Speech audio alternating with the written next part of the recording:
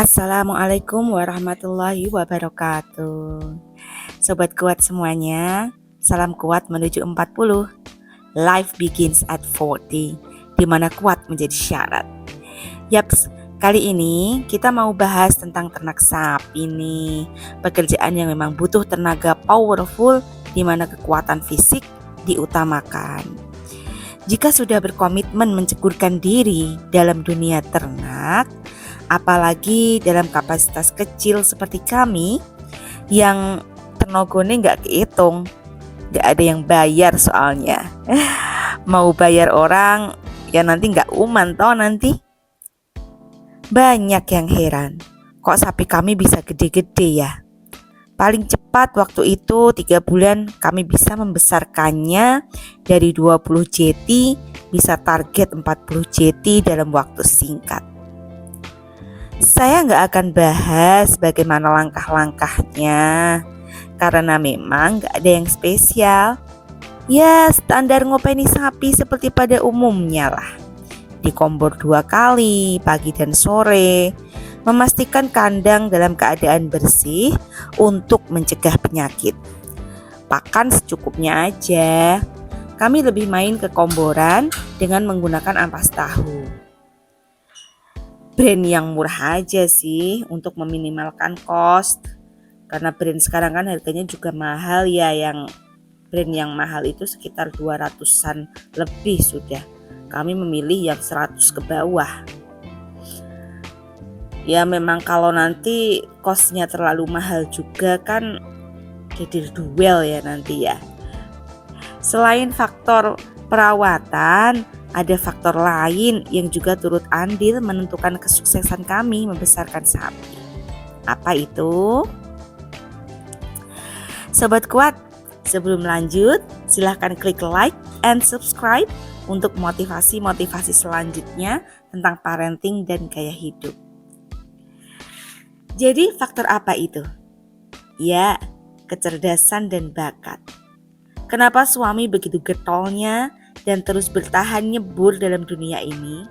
Meski pernah bangkrut dengan gegara PMK, kami harus keluar dana fantastis hanya untuk mempertahankan sapi untuk bisa hidup.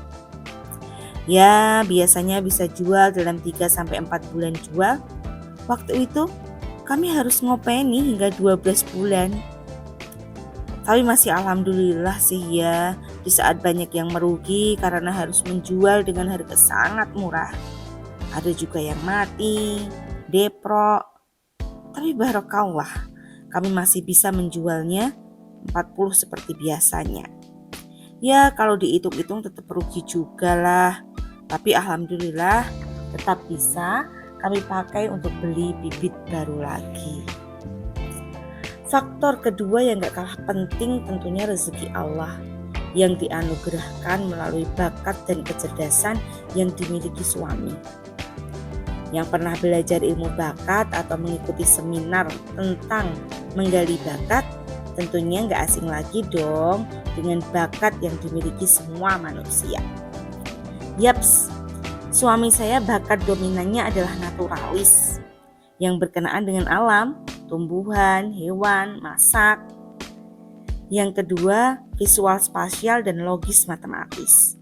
Makanya suami bisa bikin perawatan rumah tangga sendiri, kandang kucing, kolam ikan, semuanya otodidak. Dan kerjanya terukur banget loh. Hasilnya super rapi. Dominan ketiganya adalah kinestetik. Makanya dia strong banget, gak gelem leren, gak duwe kesel. Faktor bakat ini berpengaruh banyak loh dalam suatu bidang yang digeluti. Banyak orang yang stres karena bekerja tidak sesuai dengan bakat atau nalurinya. Makanya banyak mereka yang gonta-ganti pekerjaan kan, karena merasa gak cocok dengan bidang yang digeluti. Saat kita bekerja dengan bakat, rata-rata kita bisa menjalani dengan happy dan punya insting yang selalu tepat. Ya seperti suami, dia paham berapa ukuran komborannya, kapan sapinya sakit, kapan sapinya minta kawin, kapan harus ngasih vitamin dan lain sebagainya.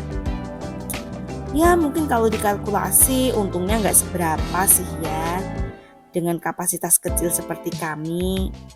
Tapi suami enjoy dan menikmati banget. Dari faktor bakat ini juga yang jadi penyebab kenapa sekali memutuskan untuk beternak langsung jadi. Hampir tiap 2 tahun sekali sapi kami mana. Dari 1 jadi entah sudah berapa sapi hingga bisa menutup kebutuhan besar kami. Tapi untuk yang tidak punya bakat, apa nggak bisa Mbak? Bisa. Tapi harus belajar lebih lama. Biasanya cenderung gak sabar dan penuh perhitungan. Seperti gak rela gitu ngasih komboran sama sapinya. Istilahnya kurang cong lah. Efeknya sapinya gak kunjung hamil atau sakit-sakitan. Akhirnya gulung di tengah jalan. Sejatinya baik ngopeni sapi, kucing, kelinci, ayam, semuanya sama. Kita harus menganggap dia sebagai anak sendiri. Masa iya sih sama anak perhitungan? Untuk yang berbakat seperti suami, ya gak pernah ngitung-ngitung banget biaya yang dikeluarkan untuk sapinya. Dia seneng melihat sapinya makin gede dari hari ke hari, sehat dan makin besar bokongnya. Itu kepuasan tersendiri baginya. Dan saya sendiri yang bakat naturalis saya ada di nomor 7. Bakat yang hampir bontot ya dari 8 bakat. Ya saya mikirnya dulu suami sedang buang duit. Kayak melakukan sesuatu yang di luar nalar dan useless gitu ya. Tapi begitu paham ilmunya, bakat dan kecerdasan, saya mulai memahami jalan pikiran suami. Tugas saya hanya menjadi support system terbaik baginya. Karena gak bisa dipungkiri, seorang pria akan selalu butuh wanita di sampingnya. Seperti anak laki-laki kita kan yang selalu butuh ibunya. Begitupun ketika dia dewasa dan menikah, istrinya lah yang menggantikan peran ibunya. Makin besar dukungan, makin besarlah jiwanya. Ingatlah, Adam datang ke dunia gak sendiri kan? Tapi Allah memberinya teman Hawa yang dicarinya hingga mereka bertemu. Dan Adam merasa hidup kembali, bukan? Melawan suami artinya menghancurkan jati diri dan jiwanya. Yakinlah, power kita begitu besar untuk membesarkannya. Nah, begitu paham kalau suami itu bakatnya ada di naturalis, saya menyimpulkan ya, bakat pertamanya ada di naturalis. Itulah kenapa begitu suami punya modal segini, dia lebih memilih mengalokasikannya ke hewan, ke sapi gitu ya. Kenapa sama-sama punya duit 100 juta gitu ya misalnya. Dia lebih memilih ke sapi. Karena ya itu memang dia nalurinya ya. Pria bergerak dengan nalurinya. Ketika bergerak dengan nalurinya, dia akan lebih cepat menyesuaikan diri. Dulu saya juga heran loh sama pria di luar sana yang kok dia getol banget ya sama yang berbau-bau hewan gitu ya. Misalnya sama doro atau sama burung gitu ya. Kenapa dia kok kayak bisnis burung tuh apa sih? Untungnya apa sih gitu ya. Kayak suami juga setiap apa kok dia malah bikin kolam lele sih? Padahal kan belum tentu ya lele itu bisa menghasilkan gitu ya. Sebenarnya hasilnya itu dari mana sih gitu. Tapi memang secara nalurinya memang dia bergeraknya memang selalu di situ. Dan itu udah insting dia. Kenapa yang laki-laki di luar sana kok enggak? Kenapa kok cuman suamiku doang gitu ya? Kadang saya juga heran dulu awal-awal pertama kali itu juga herannya banget. Terus kenapa suami bisa bikin peralatan rumah tangga? Dia mengerjakannya sendiri, otodidak, cuman lihat di YouTube doang gitu. Kok dia bisa bikin rak piring dari besi gitu ya. Dia belajar las, otodidak. Kok bisa sih? Ya karena suami memang dia punya bakat di visual spasial sama logis matematis. Jadi bikinannya tuh selalu rapi banget. Karena memang dihitung, diukur, dan detail banget. Jadi ketika dia ngukur tuh nggak cuma pakai penggaris doang, pakai selang itu ya untuk menentukan ini, untuk menentukan apa keseimbangannya. Jadi memang bener-bener kerjaannya sampai rapi. Kolam ikan juga rapi banget, padahal itu cuma otodidak lihat di YouTube. Dan nggak semua orang loh punya bakat yang seperti itu juga. Nggak semuanya. Jadi kalau kita mau nyamain pria satu dengan pria lainnya itu sebenarnya salah besar ya. Karena suami kita punya potensinya sendiri dan mereka punya potensinya sendiri. Dan semua potensi itu dimiliki oleh semua manusia di seluruh dunia. Jadi kalau Allah misalnya ngasih rezeki ya, Allah ngasih rezeki manusia sejak dia lahir, udah programnya bakat sama kecerdasan itu kan sudah ditanamkan Allah sejak lahir. Itulah rezeki yang diberikan Allah kepada semua manusia. Dari rezeki itu, dari rezeki bakat, rezeki kecerdasan itu, itulah cara, itulah modal yang digunakan oleh setiap orang untuk mencari rezeki, untuk membantu suami.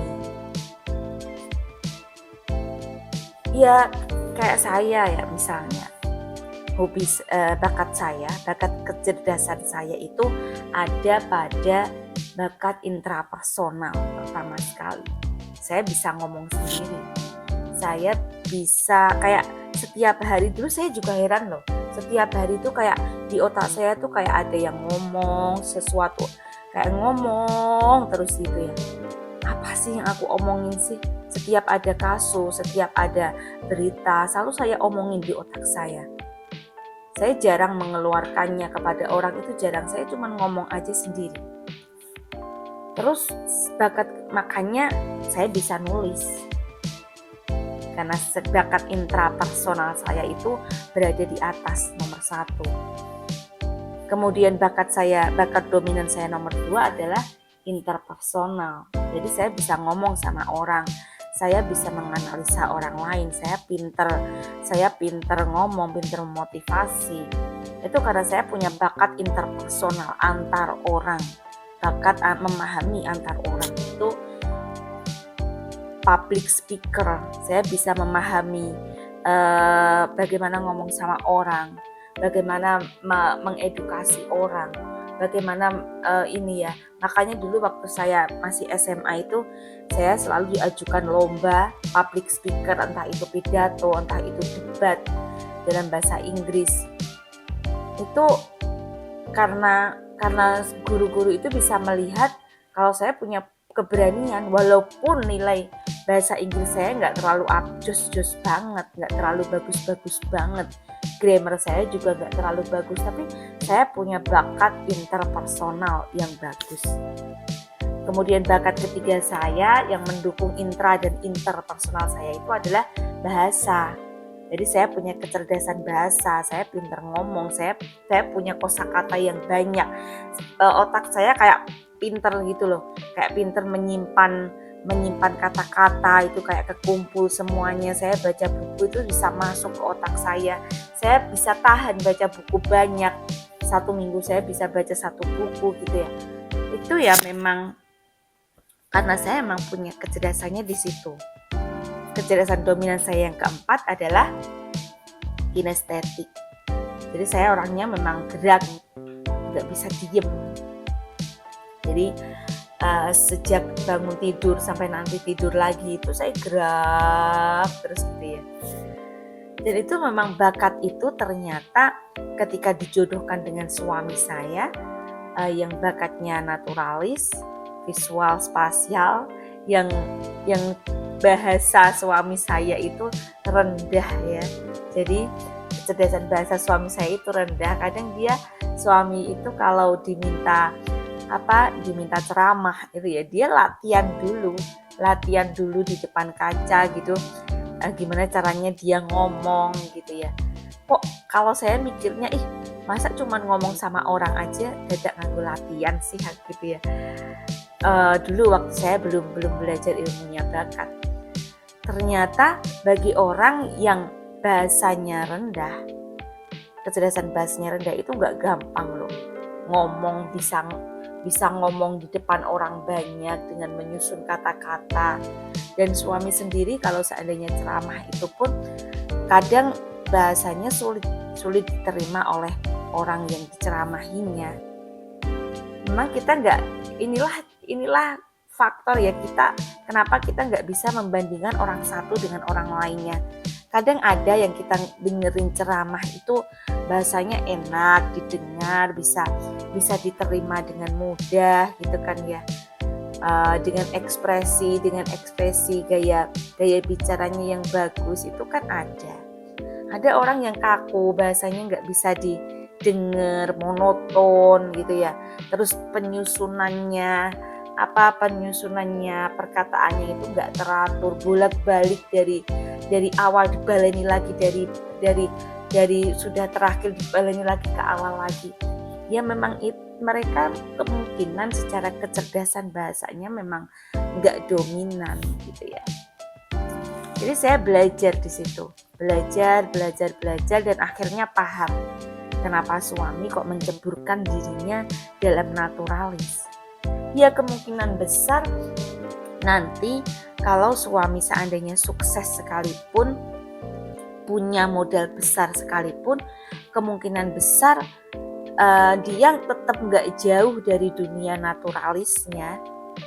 Ya mungkin dia bikin ternak yang lebih gede lagi, dia bikin kandang yang lebih besar lagi untuk menampung ternak-ternaknya, karena memang bakatnya dia di situ, bakat besarnya dia di situ. Jadi ketika dia berjalan dengan bakatnya, menghandle 3 sapi, 10 sapi, 200 ekor sapi sekalipun, saya yakin dia bisa. Karena ya instingnya bagus. Dia punya insting yang kuat. Karena itu model yang sudah dikasih Allah sama dia. Nah, jadi sobat kuat, kesimpulannya rahasia membesarkan sapi adalah membesarkan jiwa suami, meyakinkannya bahwa semua yang dilakukannya adalah yang terbaik, dan katakanlah, I will always be there for you and I will support everything you do. You are my angel. Like, share, and subscribe untuk motivasi selanjutnya. Wassalamualaikum warahmatullahi wabarakatuh. Bye.